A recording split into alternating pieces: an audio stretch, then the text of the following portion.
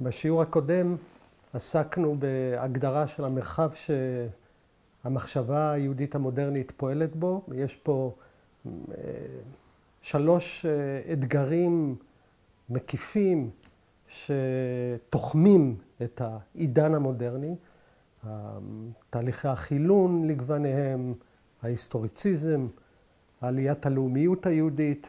השינויים הדרמטיים האלה מאתגרים את המסורת היהודית, והם בעצם, כמו כל אתגר, גם אפשרות ליצירה, לא רק איזה דוחק של איזושהי בעיה.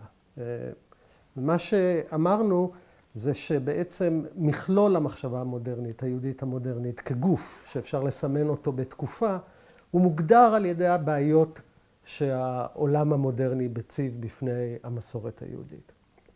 השאלה הראשונה, באמת האתגר הראשון שעסקנו בו וניתחנו אותו, היה תהליכי החילון, כשהמרכיב הראשוני לחילון, כמו שאמרנו, יש מאפיינים מגוונים, הוא גם משתנה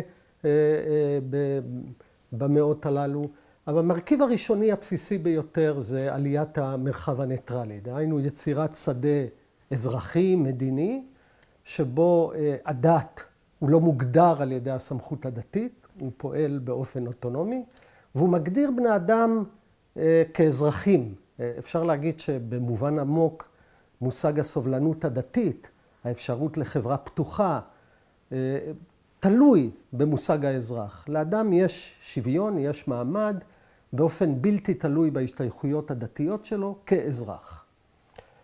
שאלת הסובלנות הדתית היא בעצם בהרבה מובנים תלויה בעלייה בצמיחה של המרחב המחולן, המרחב הניטרלי שבין יהודים ללא יהודים, שבהם מתייחסים אל אדם כאזרח.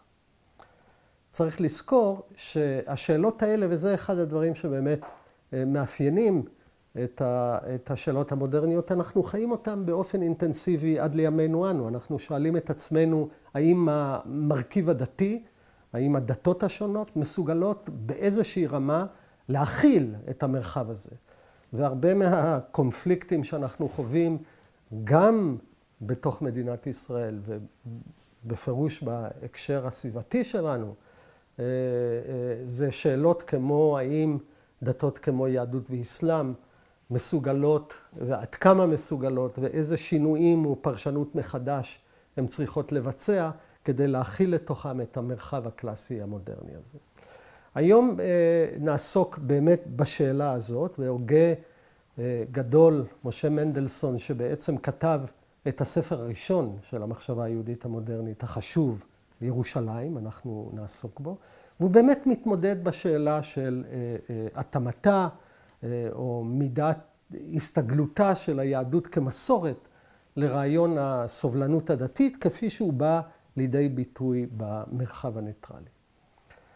לפני שאנחנו נכנסים לעסוק במחשבה של מנדלסון כהוגה, כמה דברים על באמת העולם הפילוסופי שבו הוא נמצא, שאיתו הוא מתעמת ואיתו הוא משוחח. ואני רוצה לדבר על 2 הוגים, 2 פילוסופים חשובים מאוד. שפינוזה, שאפשר להגיד במובן מסוים, היה אויבו הגדול של מנדלסון. מנדלסון רואה בו אויב באיזשהו מובן אידיאולוגי מבחינת תפיסת היהדות.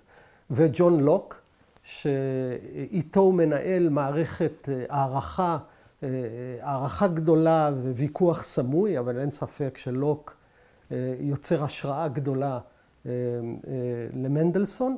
ושני ההוגים האלה, אפשר להגיד, כל אחד בדרכו השונה, מאפיינים, מייסדים, מצדיקים, יוצרים את הצידוק והלגיטימציה הפילוסופית לרעיון הפוליטיקה המחולנת, פוליטיקה שהיא מתייחסת אל האדם כאדם, כאזרח, באופן בלתי תלוי, לא בסמכות דתית ולא בהשתייכותו הדתית.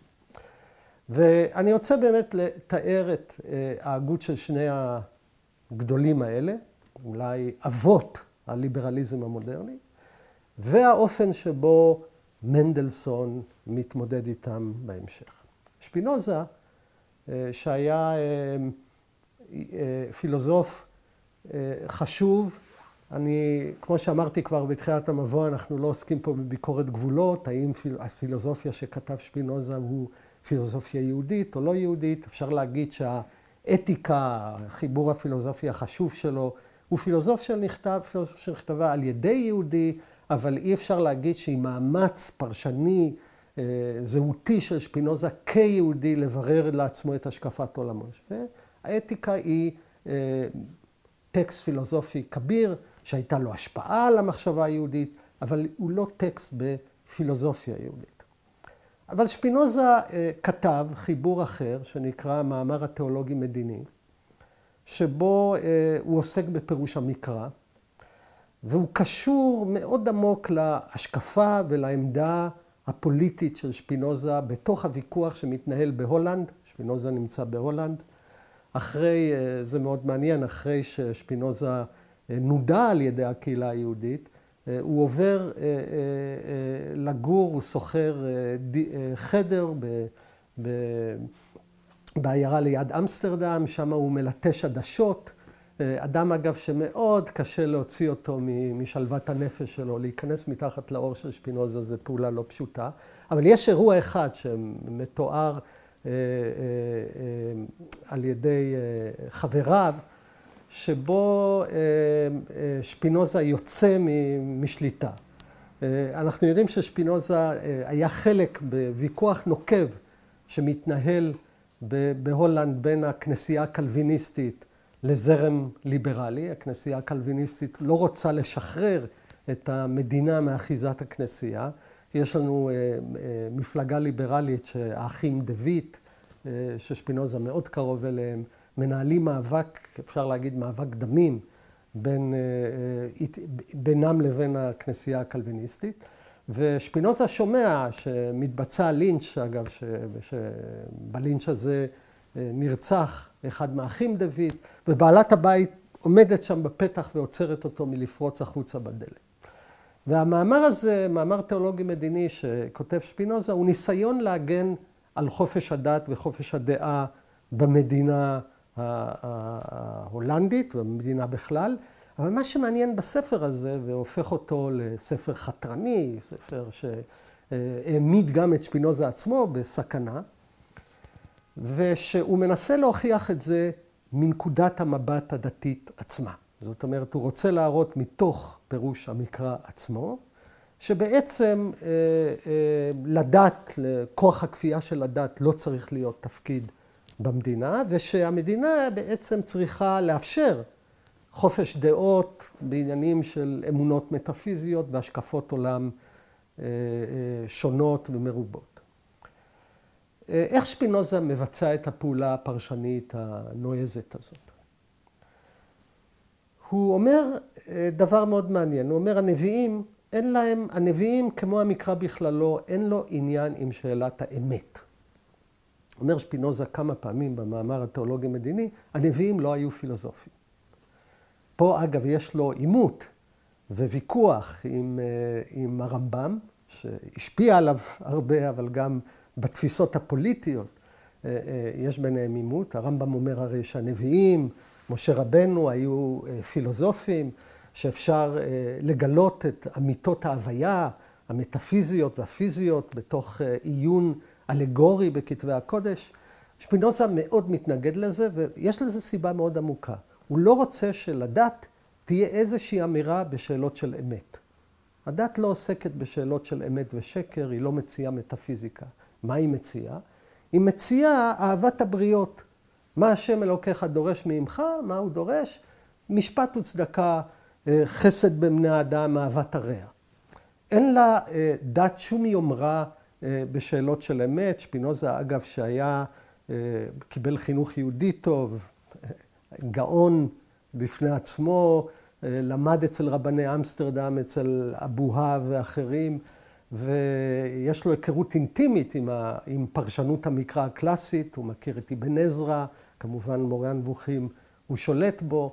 הידע המקראי שלו הוא נפלא, העברית שלו היא משובחת, ושפינוזה הוא גם בין היתר, אפשר להגיד, מייסד מדע ביקורת המקרא. והוא מראה לך, תראה, אם מתחילים לעסוק במטאפיזיקה, יש המון סתירות בתוך כתבי הקודש, יש גם אמירות שבעליל הן שגויות מבחינה מדעית, וזה לא הורס את הסמכות של המקרא. אגב, שפינוזה מאוד נזהר לא לקעקע את הסמכות של המקרא, זה גם מעמיד אותו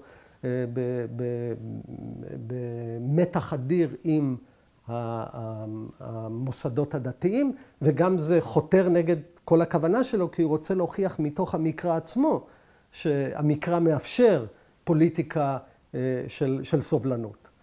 ואומר שפינוזה, כשמעיינים במקרא עצמו, הנביאים וכולם הם לא עוסקים במטאפיזיקה, אין להם עניין באמת, ולכן הכנסייה או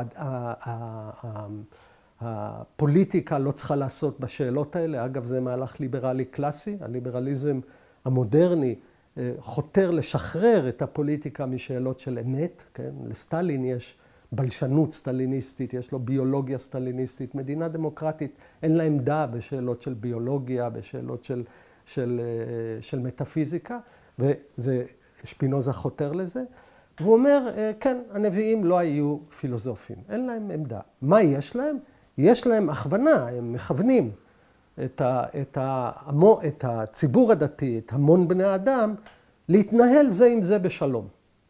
והיות וזה כל עניינם, היות וזה כל עניין המקרא עצמו כולו, לשם הוא מכוון, והיות והריבון האזרחי הוא זה שאמון על שאלת הסדר והשלום בין בני האדם, לכן פירוש הדת נמצא בידיו של הריבון האזרחי. זאת אומרת, לכנסייה עצמה, לכנסייה, לגורמים הדתיים, אין שום טענת סמכות שנזקקת למנגנוני הכפייה של המדינה כדי להכיל אותם על האזרחים. הריבון האזרחי אחראי לסדר החברתי, והיות ולשם המקרא מכוון, אז הוא בידיו של הריבון האזרחי.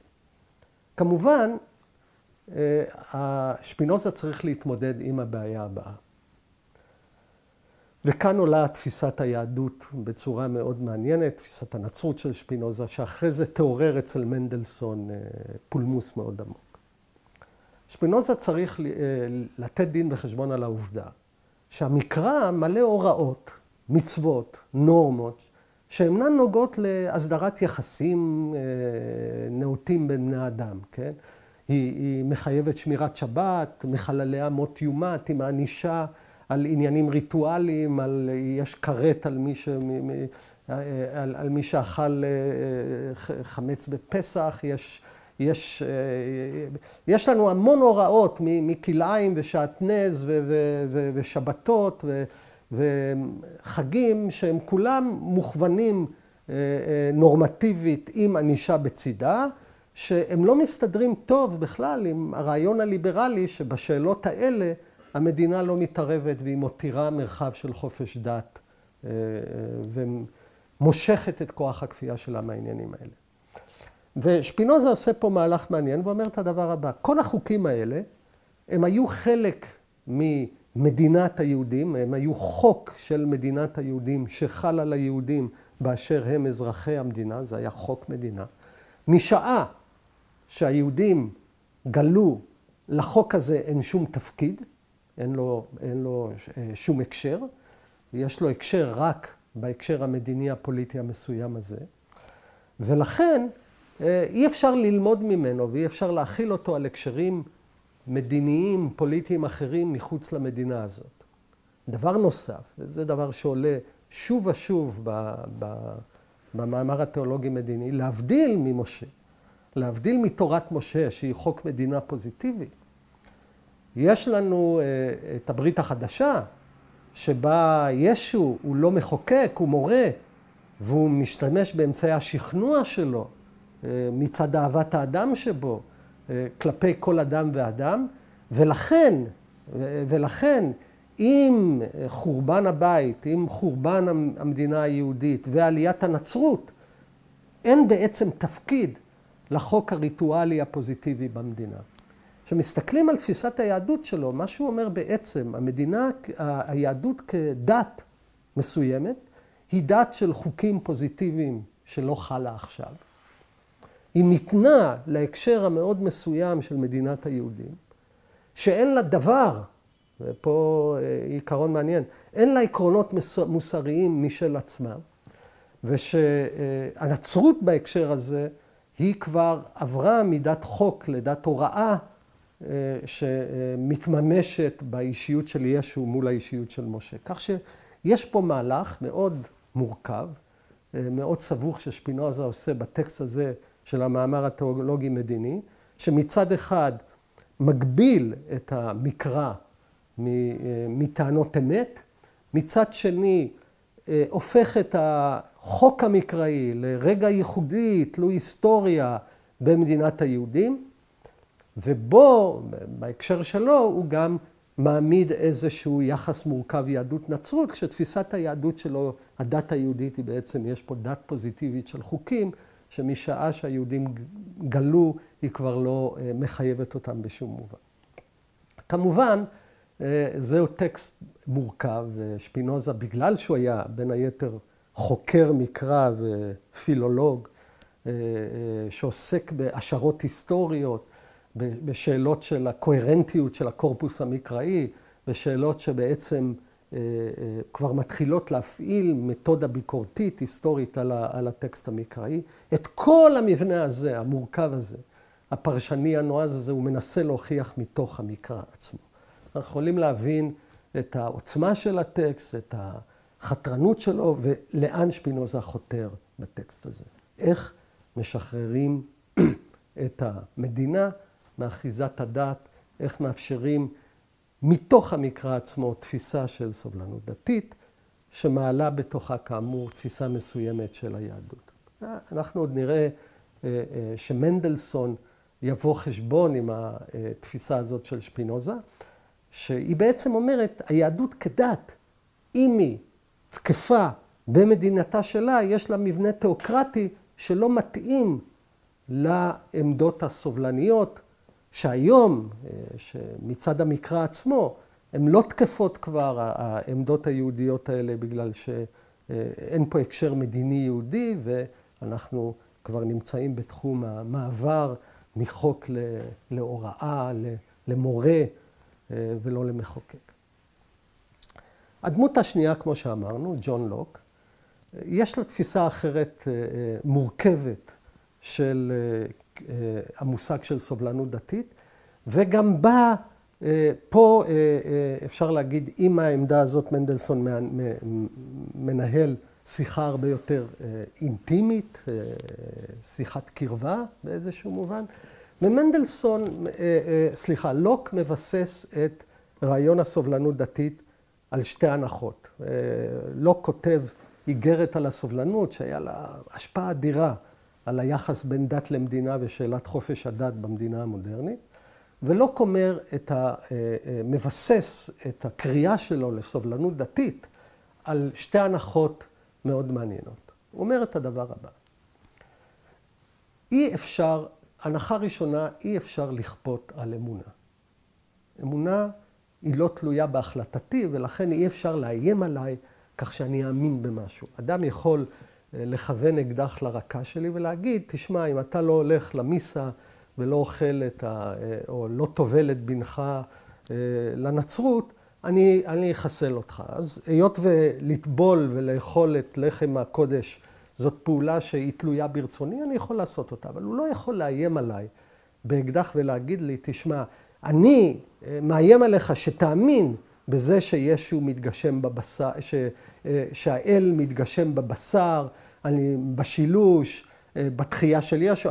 אי אפשר להאמין מתוך כפייה, בין היתר בגלל, וזו עמדה פילוסופית מאוד מעניינת, אני לא יכול להחליט להאמין, אני יכול להחליט ללכת, אני יכול להחליט להזיז את ידיי, לטבול את בני, אני יכול לעשות כל מיני פעולות מכוח החלטתי, ולכן אפשר לגרום לי לעשות אותם, אבל להיות ואמונה, אם נרצה, זה שריר לא רצוני, אי אפשר לגרום לי להאמין על ידי איום.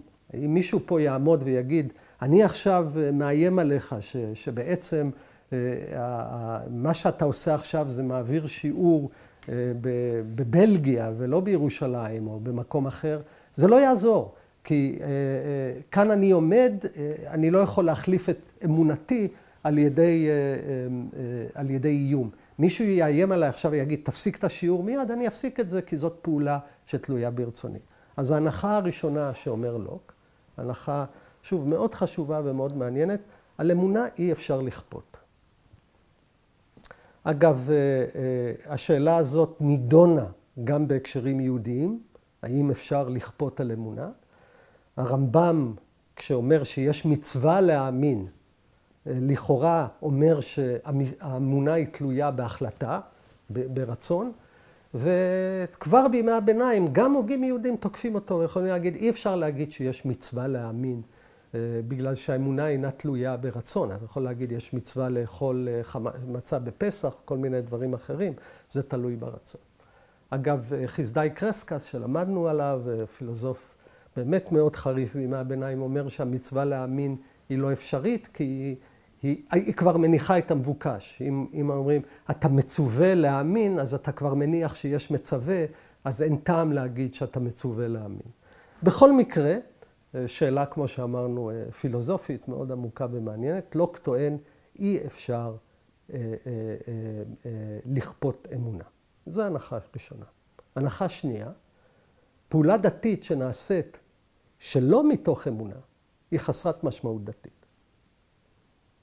בגלל שהמשמעות של הפעולה הדתית תלויה בהזדהות עם הפשר שלה, באמונה באל שציווה עליה, והיא מתרוקנת מהתוכן הדתי שלה כשהיא נעשית שלא באמונה. אם אנחנו לוקחים את שתי ההנחות האלה ביחד, אנחנו מקבלים אותן. אומר לוק, בעצם כפייה דתית מיני ובי מכילה סתירה פנימית מאוד עמוקה. כי ברגע שאתה כופה על מישהו פעולה דתית, אתה רוקנת את הערך של הפעולה הזאת, ולכן הפעולה הזאת מיני ובי היא כבר לא פעולה דתית. זאת טענה מאוד עמוקה נגד התפיסה של האינקוויזיציה, שהיא כופה עליך דת כדי להציל את נפשך. ובעצם מה שלוק אומר, כל העמדה המתחסדת הזאת, אני יכול לחשוף מאחוריה מניע טהור של כוח, בגלל שבעצם הכפייה הדתית מכילה סתירה פנימית מאוד עמוקה, אין לה פשר.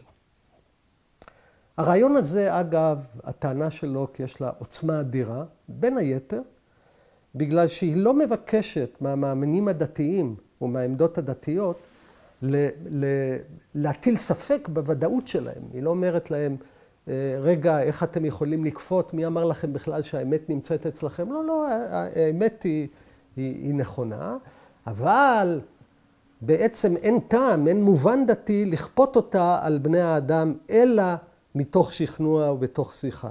אפשר להגיד, אם נרצה, בצורה יותר חריפה, בצורה יותר טוטלית אולי ממה שלוק עצמו היה מנסח, החירות היא לא איום על הדת, היא תנאי לדת.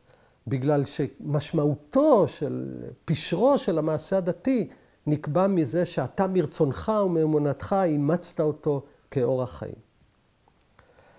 והנה ניצבת שאלה מאוד מעניינת, אגב, שאפשר להגיד שהיא שאלה מכרעת לגורלה, אולי אפילו של מדינת ישראל, אולי לגורל היחסים בין דמוקרטיה לדת בכל המרחב שלנו. האם היהדות כדת מסוגלת לאמץ את העמדה של לוק? אבל צריך להבין, אם היא תאמץ את העמדה של לוק, היא בעצם מנקודת מבט דתית פנימית, תניח את ידה מאמצעי הכפייה של המדינה. היא תגיד, אין לנו שום עניין בכפייה דתית, כי כפייה דתית בעצם מרוקנת את האקט הדתי מפשר דתי. ופה אתה יכול להגיד, ואמרו את זה אל מול העולם היהודי, ומנדלסון, כמו שעוד נראה, יצטרך להתמודד עם זה, שבאמת היהדות, אולי במובן מסוים כמו האסלאם, היא לא דת שמאפשרת סובלנות דתית, בגלל שהיא דת של פעולות, בגלל שאולי, וזאת שאלה מאוד עמוקה, אצלה הכפייה הדתית לא באה מהסיבות של הצלת נפשו של החוטא, אלא ביארת הרע מהקרבך, אנחנו לא יכולים שיהיה חטא בינינו, אנחנו לא יכולים לראות את החטא, אנחנו רוצים ליצור פרהסיה יהודית נוכחת, בלי קשר עכשיו לשאלה אם אנחנו גואלים את נפשו של האדם שאנחנו כופים אותו או לא, אנחנו בעצם מגינים על עצמנו. כך שיכול להיות שיש פה איזה הנחות אחרות על המשמעות של הענישה והכפייה של הדת על נתינים, ואולי בהקשר של לוק, מתוך התפיסה שלו באמת יש איזושהי התאמה בין דתות החוק הגדולות לבין עמדת הסובלנות של לוק, שכמובן, כמו שאמרנו, הייתה לה אחיזה מאוד מעניינת ומאוד עמוקה בתולדות רעיון הסובלנות הדתית. אני רוצה להעיר עוד הערה, פה הערת סוגריים, אפשר לומר פילוסופית, על השאלה של סובלנות דתית, שאנחנו צריכים להבחין, ומכאן גם בא במובן מסוים העוצמה ואולי גם החולשה של הטענה של לוק, אנחנו צריכים להבחין בין סובלנות לפלורליזם.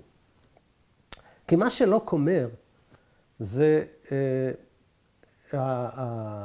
המערכת הדתית, שהיא לא מוותרת על מושג האמונה שלה, מושג האמת שלה, היא סובלת את הטועה. סובלנות היא בעצם הזכות לטעות, או הסובלנות בתפיסה הזאת היא חוסר הפשר בניסיון כפייה על אדם כשהוא טועה, אלא אם כן הוא יגיע לכך מתוך שכנוע, מתוך טענה.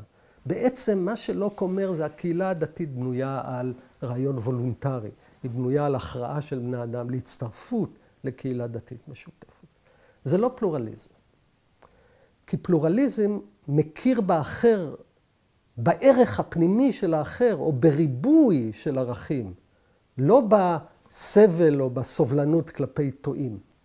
ניקח לדוגמה הוגה מאוד חשוב של הפלורליזם, ישעיהו ברלין, שפועל הרבה שנים אחרי לוק, במאה ה-20, וישעיהו ברלין, כשהוא מנסח פלורליזם, הוא אומר, מה שמאפיין פלורליזם כריבוי של ערכים, זה הנחה שיש לנו הרבה אורחות חיים שאותם אנחנו מעריכים, למרות שהם לא שלנו.